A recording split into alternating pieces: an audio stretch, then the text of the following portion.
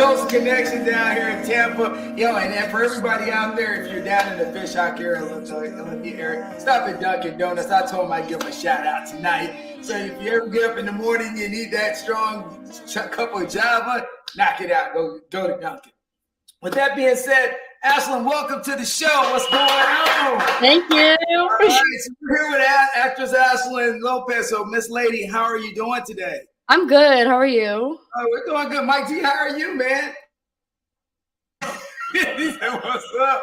All right, so Ashlyn, we know you're a young actress. You're going through the grind right now of trying to up and become. And I do remember a comment you made many years ago, about probably two. Is that you said one day people are going to remember when I win an Oscar. And I remember that comment because I thought that was pretty, you know what? I thought that was the right thing to say because, you're going to have your share of haters. You're going to have your share of fans and you're going to have your share of naysayers. So, yes. So with that being said, how did you get into acting? So a very, very, very long time ago, I was probably about 3. I used to watch these like little kid shows and I would kind of interact and kind of like recreate the shows. And so my parents were like, oh, we should get her into theater. And so I eventually got into theater and then eventually slowly I got into film and TV acting. All right. So what was your first role?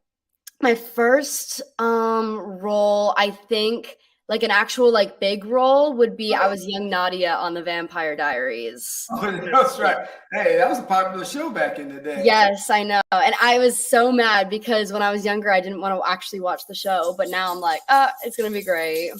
So were you a little vampire? Yes, I was a younger vampire.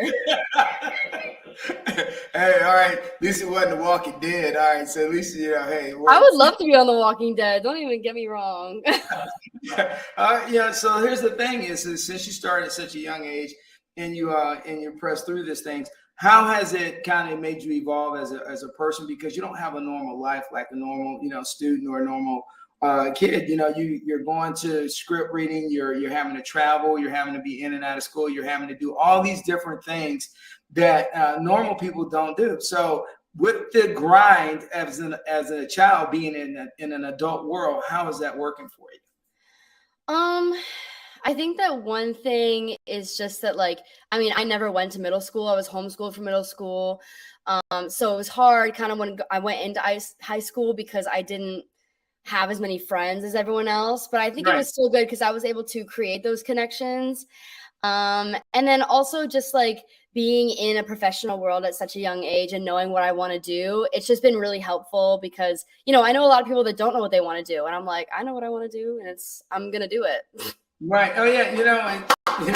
And that's one of the focal points of being as a child actress, looking at what you want to do and then you realize what your profession is.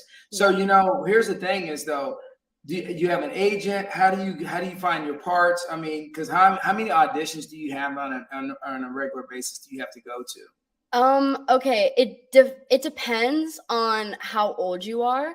So probably I would say from the ages of like 8 to 12, you have a bunch of auditions. So I would have at least like probably 5 auditions a month. And when COVID came around, it was a lot easier to do self-tape auditions because it's all everyone was doing. So since I don't live in LA, it was kind of harder for me to get those opportunities until, being taped was more of the thing. Right. I do have a manager. So he'll email me and be like, hey, here's an audition that came in. Do you want to do it? And I'll be like, yes, I do. And then I set up my little background and I memorize the lines, do the tape, send it in. And then we're off. And that's pretty much how it works. Yeah, we talked to Lena Delaney, who was an actress in the remake, and she talked about the COVID times. And that was like one of our first shows. And she talked about her and her husband. They're both actors and actresses, and they had to do the video. What do you guys call it? The audition tapes. Audition tapes. She said, and she's over. So she's over 40. She's like early 50s. So she was like, there was a hot mess for her because she was like all this technology, having to learn how to do it and having to be set up. So, do you have somebody helping you set up for your auditions back when it was COVID, or did you just like wing it?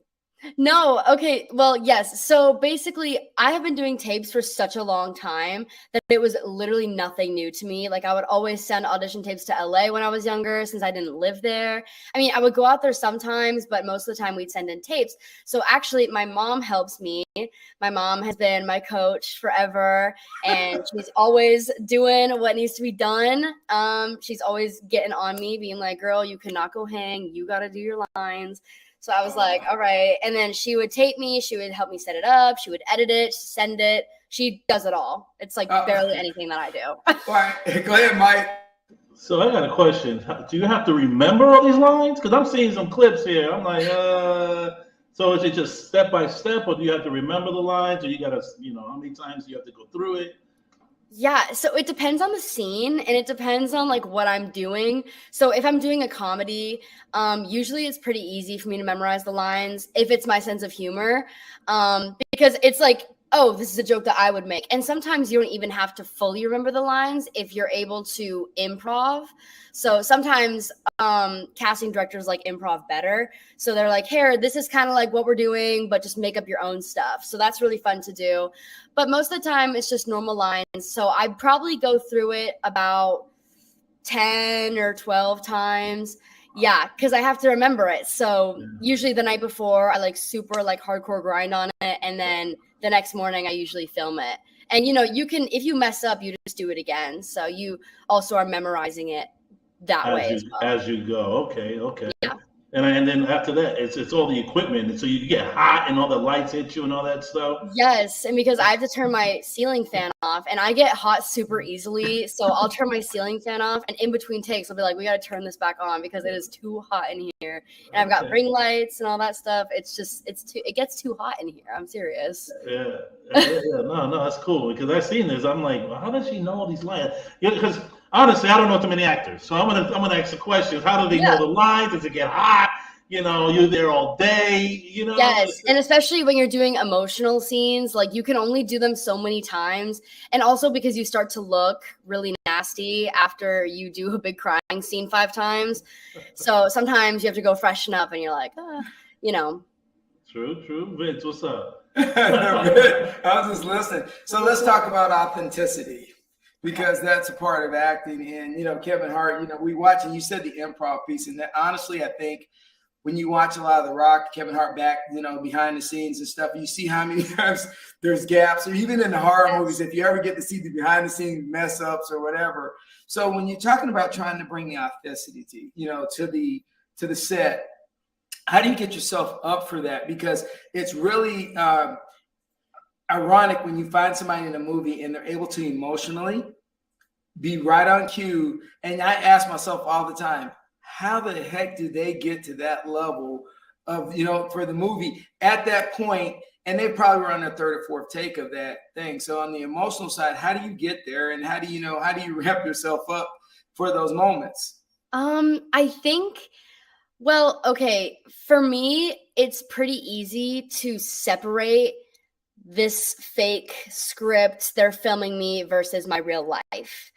So to get myself upset, usually I have to take something from my real life, and it could have nothing to do with what the script is saying, but I'm like, okay, I have to cry this certain amount, or it's like I almost have to get there. So I think of something in my life that would either almost get me there or fully get me there, and then I kind of like just say the lines on the paper while I'm emotionally in this other area. And then it's super easy. Sometimes it's really hard for people to come out of that. For me, especially, it helps when there's really, really great people on set. So it's like the crew or the other actors that like in between takes, they're like joking around. And it's like, to get out of that headspace for a second before you have to just go back into it. Because it can be very emotionally draining, crying for so long. So you do have to take breaks in between, but that's just how I personally do it. So what's your thought? Mike, whoa. All right, what movie was that? Hold on, what was that? I'm pretty sure that was a movie called Mr. Thursday or something Thursday. That one was really fun because I got to have blood all over me and stuff. It was just it a scary movie? Yeah, it was a scary movie. Yep. Oh Lord. All right, so let me ask you this. Well, you were definitely in character there. So, so let me ask you this question.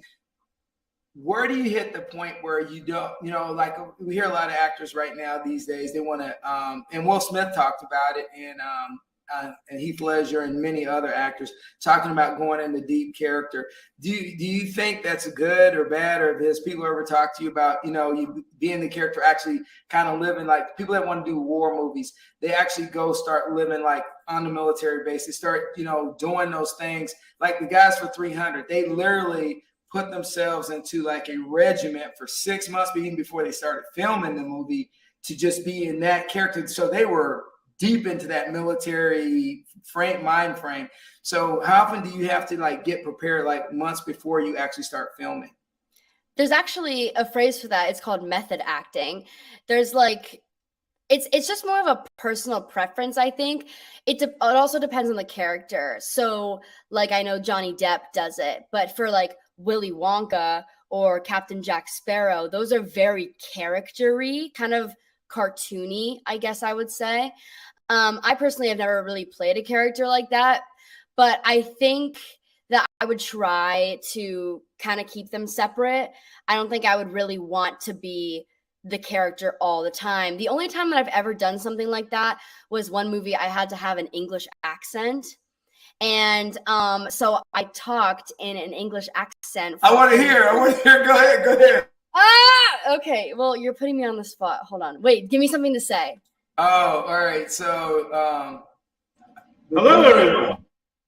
Hello, everyone. I'm Ashlyn Jade Lopez, and I have not done a British accent in a very long time. Oh. You're on point. That's a good one. Yeah. Because you look at all the things that you guys do character-wise, emotional-wise. How do you balance all of that with after coming out of being in the studio around some actors, some major actors, and or because here's the thing is, I think people forget they're still normal people. Yeah, they see them on TV or they see them in the movies, and like yourself, and then they don't realize that you still have normal things to do, like you were saying earlier. You're cleaning the house and you're doing this. I think I'm a retired general. Yes, I clean the house. I walk the dogs. Yes. So why do people sometimes get this misconception that you guys don't have normal lives? I think it's just because people see, like, you're sitting in your living room on the couch, and then you're seeing these people on TV, and that's the only place that you've ever seen these people. And so I think that some people it doesn't really click in their mind that, oh, this person goes to sleep. Oh, this person does this and this and this. They're not only covered in blood with a teddy bear in their hand. You know what I'm saying? It's like, that's just, I don't know. And I feel like me personally, I have an Instagram and I have a TikTok. I have social media that I try to be, I don't know, I guess normal. I don't know. Like, I just post whatever I want to post, whatever I'm doing. I could have no makeup on and just post a selfie. I try to keep it real, and I try not to only post about stuff that I'm like filming or anything, because I know that that's the kind of Instagram accounts that I like to follow. So I just kind of try to do that, I guess.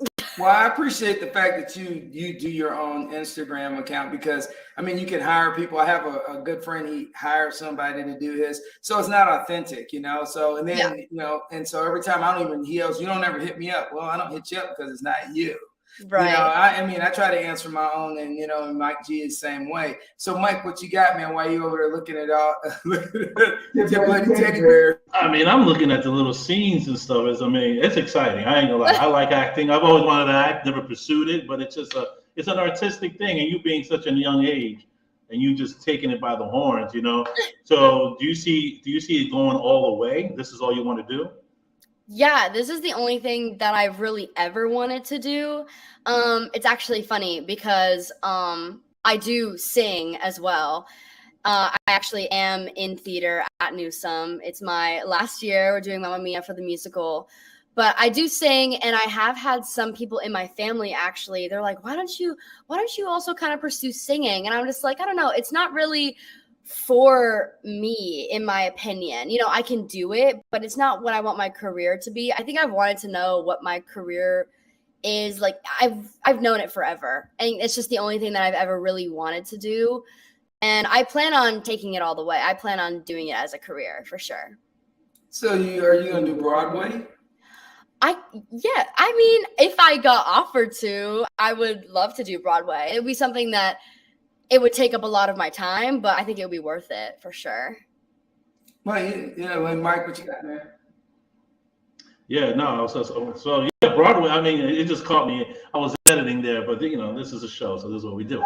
But the thing is, too, no, this just takes me because once again, I don't meet too many young actresses or actors at all. So it just makes me think like, okay, so do they call you for these roles, or do you have to go get it? Like, where do you start? Like, that's what it's like a puzzle to me. Yeah, you're so young, and your manager, and then they call you. They have to call people. You have to take photos. I see a lot of photos. I see a lot of things going on here. So help me here. Help me. Yeah, it's so funny that you asked me that, because actually a lot of people don't really ask that. Like, it's kind of weird to me sometimes because I'm the only one, not the only one that I know, but I know a few other people, but most of the people that I know don't live and do the things that I do. So it's kind of interesting sometimes that people ask me like, oh, how do you do this? And what happens? And I'm like, I know that already. But, basically I have a manager and he emails me. And if you get to a point that you're a big enough actor, they usually will be like, if I'm The Rock, they're going to be like, hey, please be in my movie. He's not going to audition for things. Right, they're going to offer it to him. Yeah, they offer it to big actors like that. Usually they get offers. But in order to get to that point, you do have to really work. And it's not as easy as everyone kind of thinks it is. Like, it's not like, oh, you send an audition, you book the part, you go film, you're done. You audition. You hope for a callback. If you get a callback, then you hope for a second and a third and a fourth callback. Then after those callbacks, you meet the director and the producers. You hope to get past that point. Once you get past that point, you do a read with all the other actors that they are looking at. Then you can get past that point and possibly book the role. So it's a lot more steps than what you think. So let me ask you a question, because when you're watching the credits, they talk about the casting director. And then you have other people that are involved in the process. So are you like pretty much in once you get to the casting director, because then that's the person that's going to put you in front of the producer and the director? Do I have it wrong?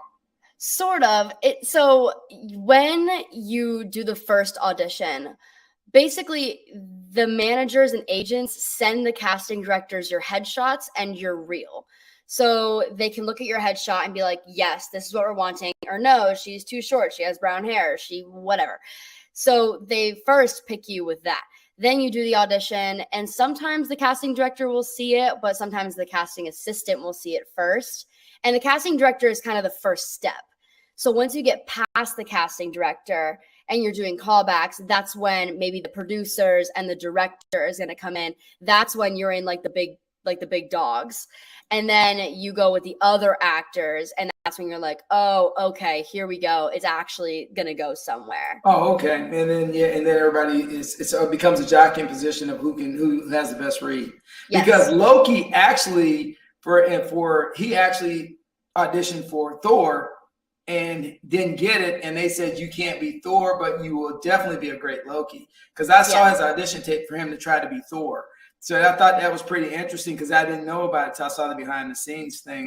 That's actually happened to me before too. For Young Nadia and the Vampire Diaries, I actually a few months earlier auditioned for young Catherine, which is another character in the show, and they said no. And for the Young Nadia role, they said that they were like, oh yeah, we remember her, we thought of her, and I look a lot more like the person who played Nadia than the person who played Catherine. So That's kind of how that all worked out. So it does happen a lot in the industry, especially if you know people, for sure.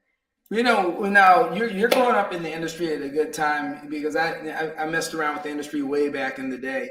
And you're coming up at a good time, because a lot of the things that used to be such a stereotypical for females, and we had this talk with Anne-Marie Johnson, the actress, and Leanne Delaney about it, is that now it's kind of more like, is not that the women and younger women are able to have better opportunities, and it's not a prototype female for all the roles anymore. And I think that's a good thing in industry that has changed. Yeah. And so your opportunities are a lot better because before you had to be a certain height, you had to be a certain size. It was all this craziness that was brought in from the 1930s and the 40s that literally stayed in place until almost 2000s. Oh, and yeah. So, yeah. And so it's good to see that standardization taken away from this whole process. But in this process, on a serious tip here, what have you learned about people? Ooh, what have I learned about people? I've learned that there are a ton of good people, and I've learned that there are some people who aren't going to be as great. That's right. I like the political answer. Go ahead. They're not going to be as great, but you're going to run into that literally in any profession that you do and anywhere that you go. It doesn't matter where you are. There's going to be people that are hating. There's going to be people that think you can't do it, and you just got to show them that you can do it, and you got to work hard. And if you don't work hard, then you're not going to get anywhere. But as long as you work hard, you're going to go. All right, that's right. Hey, Mike, before we get up out of here, man, go ahead, man. You got what you got for us, man? It was nice meeting you, actually. It's for real. I'm really. You've been in a lot of movies. She's been in a lot of movies. I can't even listen. It's like a role. So I want you to know you're doing a great job. It's a pleasure meeting you. Hopefully we have you on here again. Don't forget us little people though. Of course. Of course. I already told Mr. Bugs. I was like, Mr. Bugs, there you go. Teacher junior year. No, you keep on doing the job. You're doing a great job. Bless. Thank you so much. If anybody looking for a Hispanic role, call me. Of course. Mike G. All right. First in mind, of course. Pleasure meeting you, and keep up with the good work. I appreciate it. Thank you so much. All right. So before we get up out here, and the thing is, as you hit on it here, I want to give you some strong advice as an old person, is to always have a small group of friends.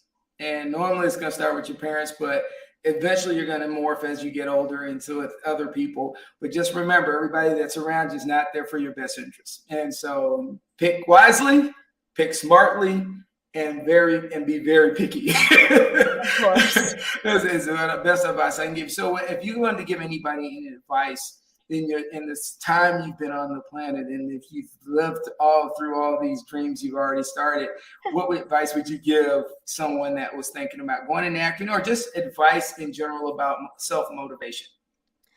I would say definitely never give up. There's going to be 100 no's before there's a yes, and it has absolutely nothing to do with you. Like, sometimes they're gonna just want a blonde in the end. That's just how it is, and it's nothing to do with you personally.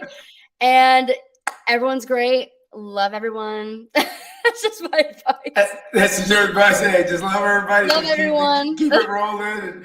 And Yes. So let me ask you a question before we get out of here. Really, on your studies, all right? So me and you always gone back and forth, but now I got you on film. So we're going to ask, seriously, how do you really try to manage the expectation? Because here's the thing, and I understood because I ran that game a little bit. But how does that work with pretty much other teachers and professors? Because some people get to a point where they're like, well, that's not your school's not your priority, or this is not your priority. But you know what? And I always say this: yeah, school is a priority. However, there is a thing about a career. And the thing is, your career started before you got out of high school. So with that being said, how do you kind of navigate those personalities and, kind of your workload? Well, so far I've actually had people who are pretty understanding, which has been great. I haven't really had to fully, I haven't really had to fully explain it. My first grade teacher was not very understanding, but that's a different story. But normally, especially in high school, it's been a lot easier because it's this is the career that I'm doing. This is it's definitely super career based, obviously. But, sometimes I do have to take my losses when I'm a little late on an assignment or something. And my teacher's like, you had 2 months to do this. What were you doing? I'd be like, I don't know. Fair enough. I was filming this last week, if that means anything to you. But, sometimes it's on me. But they've been very, very understanding. And I think if there wasn't someone who was understanding, I would just be like, Mom, come talk, and then it'll be all handled probably. Gotta call in the Eagle. Oh yeah. Eagle One, can you come here? Can you please? Hey, so how much traveling have you done? Because we got 3 minutes. So how much traveling have you done? For filming in particular? Overall. I've traveled to a few other states. I've never been out of the country. Well, for filming. I know, not yet. We're getting there. But I went to Chicago for 3 months to film the Disney movie, which was super fun. I've been to Tennessee. I filmed in California. So I filmed kind of all over the place. Where'd you guys film the Christmas movie? Because that's like a revisit of Groundhog Day, but for Christmas, the old Bill Murray movie. So where'd you guys film that one? That was Chicago. Oh, man, it was cold.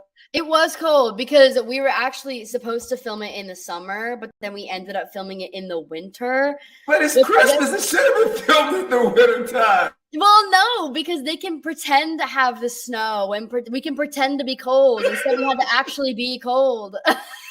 Hold on. It's 95 degrees, and I'm sweating profusely. Could you put this jacket on? It's a triple fat goose jacket with down and feathers, and you're sweating, but that's all right. We're gonna film this like it's Christmas. To be so honest, I would actually much rather have a jacket on when I'm hot than have a tank top on when I'm cold, because I've had to do that. I've had to swim in a river when it was 30 degrees outside. It was crazy. I had to come out of the water every 5 minutes and be in this tent of warmth for 30 minutes at a time. That sucked. I would so much rather have a jacket on and be sweating. So much rather. All right, so before you go, I know you can't talk about it, but are you working on anything currently? I am. Good. So you're staying busy. Hey, you got your new ride. You're moving on, but hey, I told you to get rid of that Jeep years ago, but you won't listen to me. And I did. I sold it for folks. Okay. All right. And now you're a businesswoman. Now I'm business every day, of course. Yep. Hey, Ashlyn, it's been great having you on the show. I appreciate you coming on and taking the time out of your busy schedule while you're over here just chilling. So, Mike G, you got anything for our bouncer? We bounce out of here, man. Pleasure meeting you. Keep it up. Good work. Keep it going. Yo. Thank you so much. Keep it going, and don't listen to the haters. That's right. Yep. And as me and Mike G always say, guys, again, if you're down in the Lindsay area, go to Dunkin' Donuts. And as me and Mike G always say down here from Tampa, keep it rolling.